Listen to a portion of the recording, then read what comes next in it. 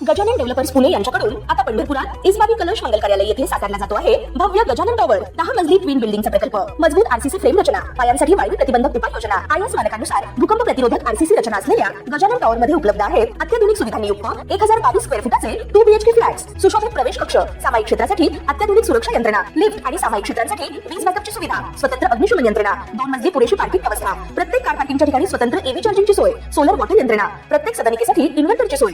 इस्बाबी कलश मंगल कार्यालय शेजारी साकारल्या जात असणाऱ्या गजानन टॉवर मध्ये आजच आपल्या हक्काचा आणि आधुनिक सुविधांनी परिपूर्ण अलिशान फ्रीसाठी संपर्क क्रमांक 7676760025।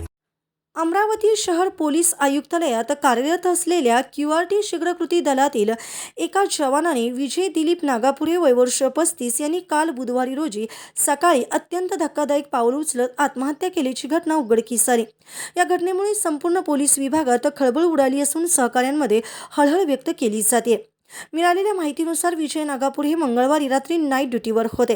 ड्युटी पूर्ण केल्यानंतर काल बुधवारी सकाळी सुमारे 9 वाजण्याच्या सुमारास त्यांनी पोलीस आयुक्तालयातील क्यूआरटी कार्यालयात स्वतःच्या शासकीय पिस्तुलातून डोक्यात गोळी झाडून आत्महत्या केली।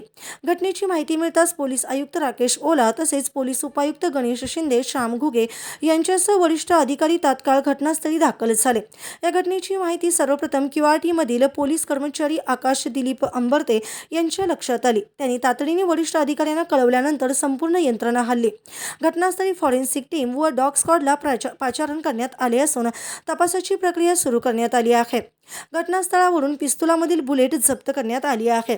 मृतदेह पुढील तपासासाठी जिल्हा सामान्य रुग्णालयात शवविच्छेदनासाठी पाठवण्यात आला आहे। विजय नागापुरे हे मूळचे मोर्शी तालुक्यातील धामणगाव काटपूर येथील रहिवासी होते। सध्या ते अमरावती शहरात कुटुंबासह राहत होते। ते 2014च्या बॅचमध्ये पोलीस खात्यात रुजू झाले होते। त्यांच्या पश्चात कुटुंबीय असून त्यांचा भाऊ श्याम नागापुरे हे देखील शहर पोलीस दलात कार्यरत आहेत। दरम्यान आत्महत्येमागील नेमकं कारण अद्याप स्पष्ट झालेलं नसून पोलीस विभागाकडून या प्रकरणाचा सखोल तपास सुरू आहे।